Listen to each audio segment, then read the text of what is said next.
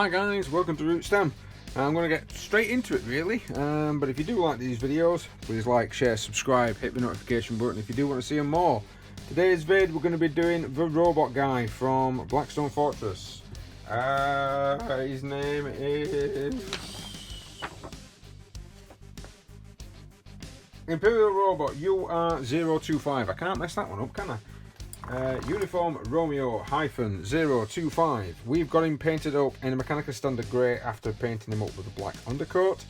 We are now going to use a Dawnstone paint with an airbrush. We're going to try and get it on an angle, so I'm basically going to be airbrushing from that direction, and maybe that way as well, but we're kind of just trying to catch.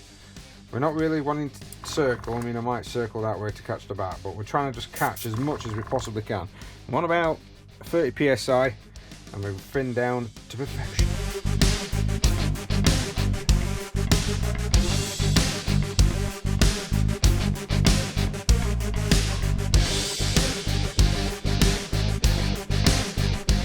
Next up, I've been a Stratum Gray. We're kind of doing the same thing, but we're trying to go lighter. So less sort of, maybe more focused towards the edge and less, you can see it's sticking on that shape now, less, always test it on something like a thumb.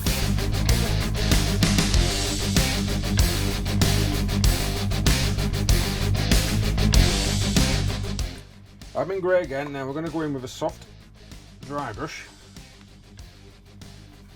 all over the figure. You don't have to do this arm because we're going to be painting the claw arm a different colour, so you can avoid that one if you want, but just kind of circular motion, dry brush just everywhere, just so we can catch all the edges, and then thin down some 50-50 null with some lamy medium, and just put that all over your armour. So we've gone back to admin grey, and what we're doing, I'm just kind of dry brushing to purposefully catch certain edges. I'm not, so like there, I'm not, maybe around the knee, so I'm not dry brushing all of it. I'm just wanting particular, like an edge highlight, but we are being shady and quick. So, majority of armour work is now done, because of course it's going to be grey. So we're going to be looking at possibly putting some blacks, some silvers, and a little bit of orange on that hand. Now, what we're going to do to start with is, I need to paint that orange hand, and I'm wanting to get the same sort of similar dry brush, not airbrush effect, and dry brush effect as we've already got. So, need to mask this off. So we're all taped up to an extent. I'm just trying to mask as much as I possibly can. I'm hopefully not going to come beyond there. If you've never seen the channel before, I use a product called Parafilm, laboratory film. It's great because it's self-adhering. It doesn't, it allows you to stretch it across the model, and it doesn't sort of stick to the model, it sticks to itself, so you can kind of wrap your model with it. It's also really good when you actually got a canopy and you can just put it across the top, because it can be either really thin or thick depending on how much you actually stretch the product when you're pulling it on there. But it's a really good masking material, and I'd highly recommend people to use it when doing this with the models. Right, let's get set up for the first colour that I've just shown you, which is the orange. So we're going to spray it with the orange, we're going to give it a good coat. We're going to coat it in Seraphim Sepia, we're not going to dilute it, we're just going to use pure Seraphim Sepia. And then once that's dried, we're then going to coat it, you know, from an angle again with the orange, and then maybe a bit of a dry brush of orange and Flashgate yellow.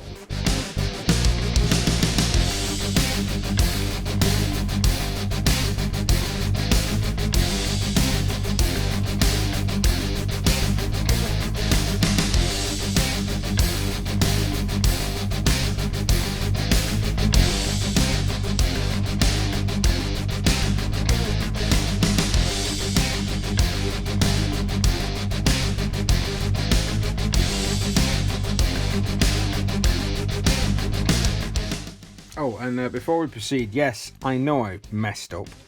I put the arm on, didn't realise it had to be clipped to that because I was actually trying to build everything dead quick. And now the arm is too well wedged with poly cement for me to shift. Thankfully I'm only going to be using this in Blackstone Fortress, so I'll leave that for now. But even semi-professionals make mistakes.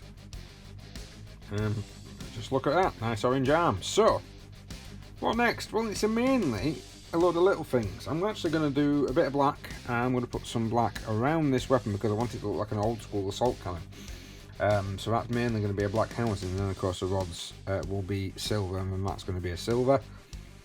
And then some pipe work, which I'll just put some contrast black over. But what I want you to do is to get out your silver paint, and we're going to paint all these joints. So this is going to be a very small paintbrush job. Make sure you don't catch anything else. Yes, I like to make it awkward. Isn't it great? And then possibly a bit of yellow on there, maybe a bit of gold or bronze for the eagle.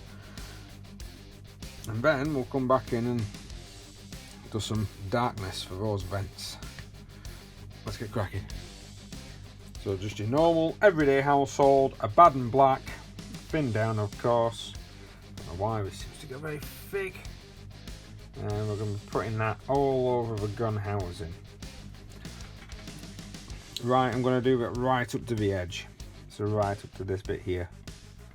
And I'm going to even include that because it will make the silver go on slightly different than when it's going to go on the rest of the actual model. If anyone remembers old school painting tips, if you were painting silver, you painted it black first. So while we're waiting for that first coat of black to dry, let's get some silver items on. So basically all of that, we're going to do silver, we're going to do aerial silver, and of course we're going to do all of this. Silver, silver, silver, and his hand, and any other joints. So make sure you get a nice sort of thin paintbrush to be able to do some of the more detailed sections. Once you've done that, go back to your black, let that black dry. You might need to go back over and do some more of your silver, and then we'll start highlighting it all. As you can see, we have the silver done, but I still need to put the silver in this, but we do need to highlight the black first. So I'm just going to get a bit of Dark Reaper, just going against the edges, just picking out little bits. I'm not wanting a strong highlight, hence why I've gone for Dark Reaper, but it's one of my favourite colours to highlight black, if I'm honest. I'm just picking out the highlights and that's it. And now we're just going to put the silver back into there. Right, so we're going to use some Lamy Medium, some Agrex Reserve Shade and Null Oil.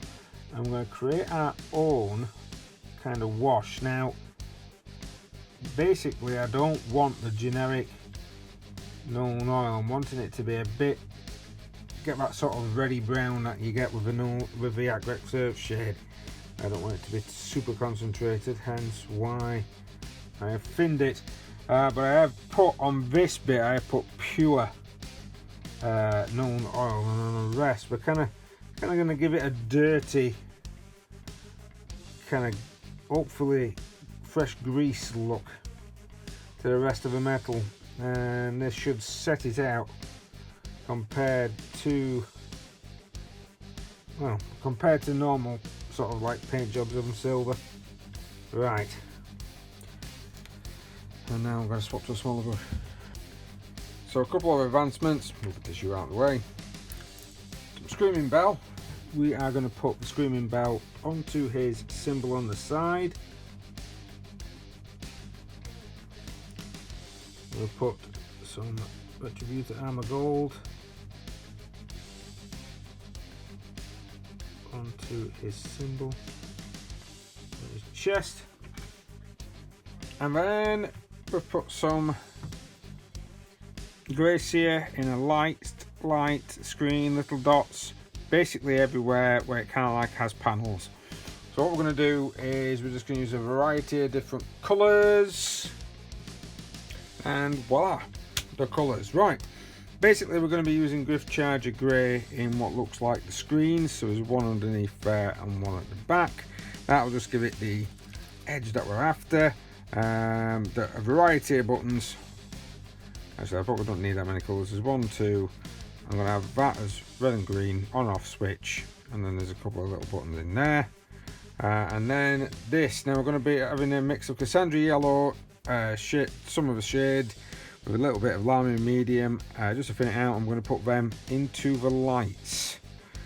I'm not wanting to do, normally I'd do a airbrush light, but I've done that before on a couple of models in the past of this one in various commissions because I've asked for it, and I've never really enjoyed the look of it, so I'm going to try and keep this one as clean as I can. And then of course definitely red, sorry, no, not red, definitely green. That's going to go across the eye slit. So Cassandra yellow, I'm going to do that one a little bit first. There we go, and then we just a little bit of that in. Don't worry too much if you touch the edges, and that will give it just a subtle shade. It's a torchlight, and basically use a bit of pink, red and grey, green on the visor, and then a variety of different colours on the back. That's really quick and simple way to try and get something like that done, if I'm honest. Now we've got some contrast black, and all I'm going to do with that is to do the little rubbery bit on there, and these ropes that should have been connected to the hand. Just look how quick that one was actually done. You could possibly do a Space Marine scheme with this. It's very reminiscent of an old school Space Wolf scheme. Before we go on to the next step, let's just get some Agrax Earthshade gloss, and we're going to put that onto the metal points. So, well, not the metal points, but the gold emblem, and we're going to put Agrax Earthshade gloss across that as well. So we're going to be putting some transfers on. So I've got this one from the Mechanicus, if you can just see that there. It's, well, you probably can't actually on that light. It's actually a white bit of text. I'm going to put that across his chest. I've then got a couple of Space Marine Scout numbers. I think they are Scout numbers, or old Space Marine numbers. Again, they're white, so you can't see them at the moment, but that's 2 number 3s. That's going to go on that shoulder pad, and then I'm going to put one on that side. And then this, hope you can see, is a pair of Ace playing cards, which I actually got from a set that I got from Green Stuff World. Pretty good set, to be honest with you. I'm going to be using Micro Sol and Micro Set now. Anybody that's watched this before will probably know that put Micro Set onto the, you're supposed to gloss varnish, but I'm not going to need to with this, just because I'm not going to need to. So we're basically going to be putting some Micro Set, once these are soft enough, put some Micro Set onto the area, give it a minute, put the transfer on, put a little bit more Micro Set over the top, give it a few minutes, squidge it down as it were, and then possibly give it about half an hour, and then put some Micro Sol on there. And then normally I give the Micro Sol about half an hour to an hour to absorb in, and then just keep doing that until it looks good. Now on a flat surface you'll probably only need 1 or 2 applications.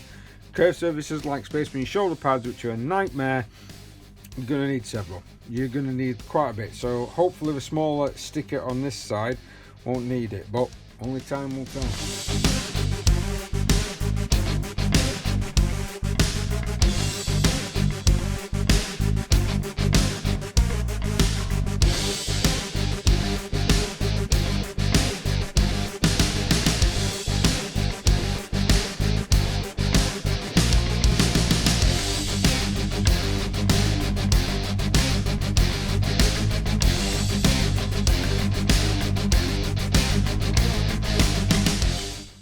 And guys, I'm going to call that done there.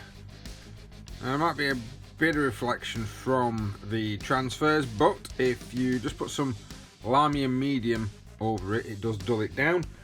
And then of course once you've varnished the whole figure, then it tends to, you know, make all your figure match with everything else. So that's it. That's quite quick, quite simple. and I'll be honest, you could even paint space marines like that. It was very easy. Well, thanks very much for watching, guys. Please like, share, subscribe, hit the notification button if you do want to see more. Next up, I'm